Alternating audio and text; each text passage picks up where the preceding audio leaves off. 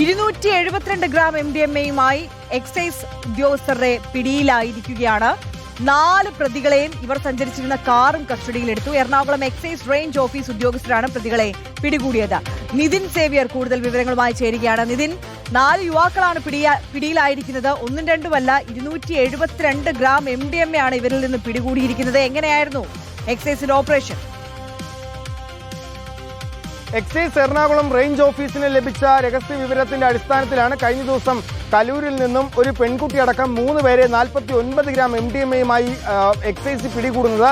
തുടർന്ന് ഇവരിൽ നിന്നും ലഭിച്ച വിവരത്തിന്റെ അടിസ്ഥാനത്തിലാണ് ഇന്ന് വൈറ്റിലയിൽ പരിശോധന നടത്തുന്നത്. ഈ പരിശോധനയിലാണ് ഹോൾസെയിൽ ഡീലറിനെ എക്സൈസ് പിടികൂടുന്നത്. കാറിന്റെ സ്റ്റിയറിംഗിൽ ഒളിപ്പിച്ച നിലയിലായിരുന്നു MDMA സൂക്ഷിച്ചിരുന്നത്. 230 ഗ്രാം MDMA-യാണ് ഇയാളുടെ പക്കൽ നിന്നും പിടികൂടിയിട്ടുള്ളത്. അങ്ങനെ ആകെ മൊത്തം 279 ഗ്രാം MDMA പിടികൂടിയിട്ടുണ്ട്. ഇതിനൊപ്പം തന്നെ ഹാഷിഷ് ഓയിലും ഇയാളിൽ നിന്ന് കണ്ടെത്തിയിട്ടുണ്ട്. 69,000 രൂപയും 6 മൊബൈൽ ഫോണുകളും എക്സൈസ് കണ്ടെത്തിയിട്ടുണ്ട്. സ്ത്രീകളെ ഉപയോഗിച്ച് വളരെ വിദഗ്ധമായി MDMA വിൽപ്പന നടത്തിയിരുന്നയാളാണ് ഈ ഹോൾസെയിലർ എന്നാണ് പറയുന്നത്. ഹോൾസെയിലറായ വരുൺ ദേവിനെയാണ് ഇന്ന് പിടികൂടിയിട്ടുള്ളത്. വരുൺ ഉൾപ്പെടെ 19 വയസ്സുകാരിയായ യുവതി ഫിനില, ഒപ്പം പത്തനംതിട്ട സ്വദേശിയായ മുഖ്യ പ്രതി വരുൺ ദേവ്, എറണാകുളം സ്വദേശി സിദ്ദിഖ്, വിപിൻ എന്നിവരാണ് നിലവിൽ പിടിയിലായിട്ടുള്ളത്. ഇതുമായി ബന്ധപ്പെട്ട് കൂടുതൽ പരിശോധനകൾ നടത്തുമെന്നാണ് എക്സൈസ് നിലവിൽ പറഞ്ഞിട്ടുള്ളത്. ഇവരിൽ നിന്നും ഇവരുടെ കാറും എക്സൈസ് കസ്റ്റഡിയിലെടുത്തുണ്ട്. ഇത്തരത്തിൽ കാറിന്റെ സ്റ്റിയറിംഗിൽ ഒളിപ്പിച്ച നിലയിലായിരുന്നു ഈ MDMA ഈ മുഖ്യ സൂത്രധാരൻ ഒളിപ്പിച്ചു വെച്ചിരുന്നത്. ഏതായാലും രഹസ്യ വിവരത്തിന്റെ അടിസ്ഥാനത്തിൽ നടത്തിയ പരിശോധനയിലാണ്